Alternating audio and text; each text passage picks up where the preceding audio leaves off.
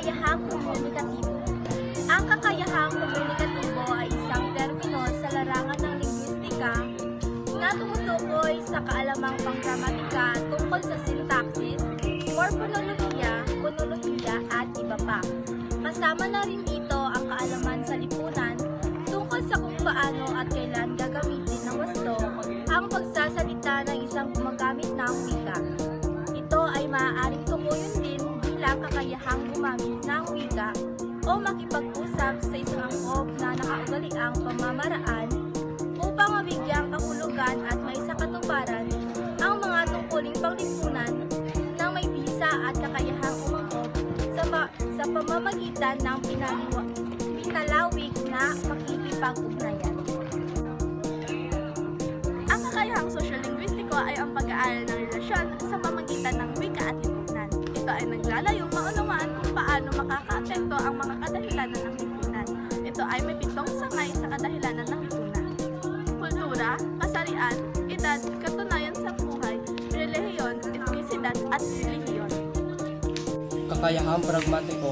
Tumutukoy ito sa pag-aaral sa paggamit ng wika sa isang partikular na kontekstong direksahan o may pangalan na pagpapahayag ng mga kahulugan ayon sa konteksto ng usapan.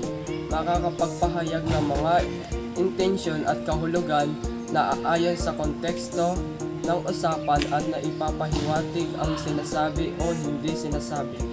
At kilos ng usapan maaaring gamitin pakikiusap, pagtanggi, pagpapaumanhin, pangako at iba pa. At ang halimbawa ng paggamit nito ay pagtanggi sa utos ng magulang. Ang kakayahang diskursal ay ang kakayahan ng isang taong makabuo, maunawaan at magamit ang mga salita, palilara at pangungusap sa isang konteksto upang magkaroon ng epektibong komunikasyon. Halimbawa, pagpapahayag ng opinyon. Gusto ko ng bagong restaurant sa lungsod.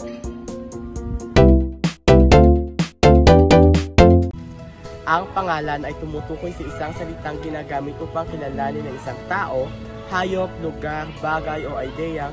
Karaniwan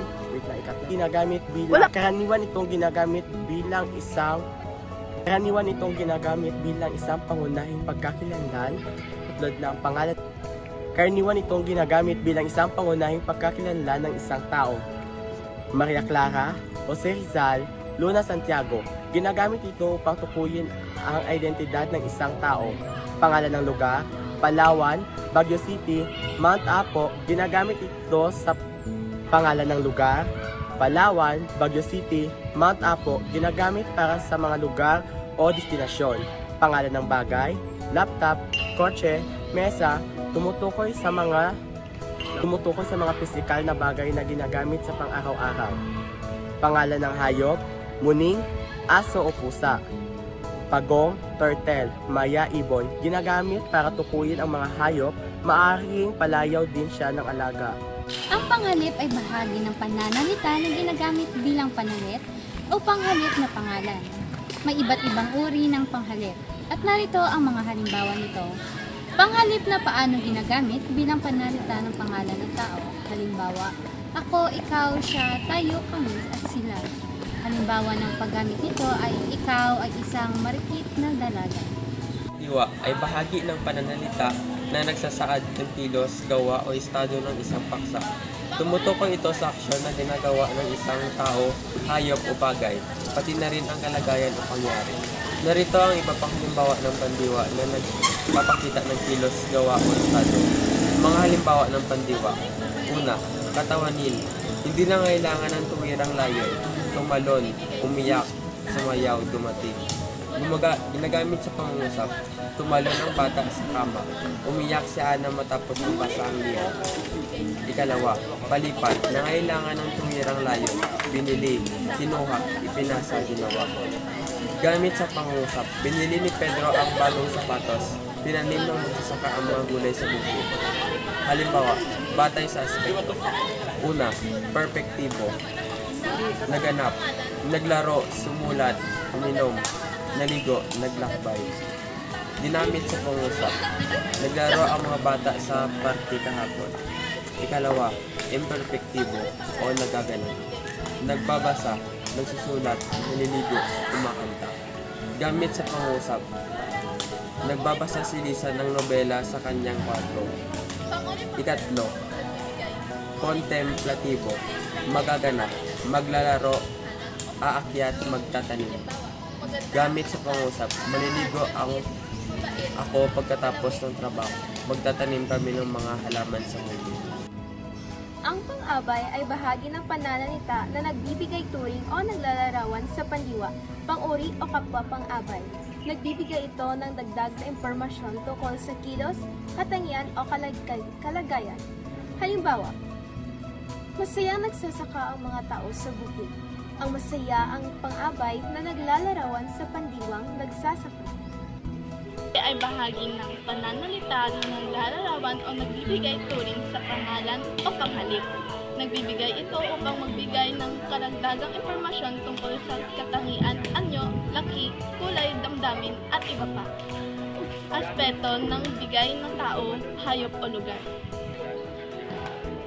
Pang-uri panglarawan, nagbibigay ng turing sa anyo, hugis, laki o katangian ng isang pangalan o panghalip. Halimbawa, maganda, malakas, matangkad, maliit, mabait, malamig, masaya. Pangangkop. Ang pangangkop o ligatura ay ang mga kataga na bahagi ng pananalita na nag-uugnay sa panuring katulad ng pag-uri at ng pang-abay at salitang tinuturingan. Sa ibang salita, nagamit ang mga ito sa pag-uugnay ng mga salitang naglalarawan at inilalarawan. Halimbawa nito sa pangungusap ay nasira ang tulay na kawayan. May maraming dahong luntian dito. Malayang nakakalipad ang ibon. Ang pangukol ay isang terminong ginagamit sa larangan ng wika at gramatika. Ito ay tumutukoy sa mga salitang nagpapakita ng relasyon sa pagitan ng mga pangalan, panghalip o iba pang mga salita sa isang pangungusap. At ang kadalasang mga pangukol ay ng para, mula, kay, ni, at iba pa. Halimbawa, ng nagpapakita ng pagmamayari o relasyon. At ang ikalawa ay sa nagpapakita ng Ang pangatnig ay bahagi ng pananalita ng pag-uugnay ng mga salita, parirala, sugnay o pangusap upang makabuo ng malinaw na diwa. Ginagamit ito kapag ang tanong ay nagsisimula sa bakit, dahil, sapagkat, mangyari at iba pa.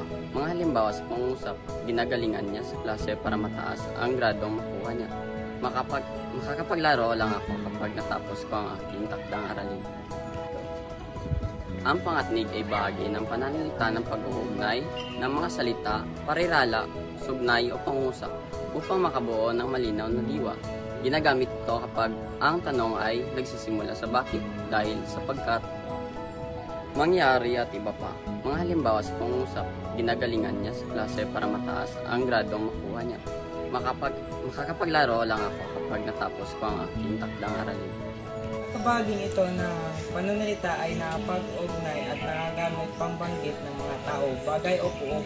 Nakatulong ito upang linawin ang paksa ng pangungusap sa karamihan ng mga kaso. Mayroong dalawang uri ng puni.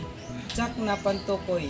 Ito ang pantukoy sa ginagamit sa mga tao, bagay o puok na tsak at natatangi o tanging isa lamang.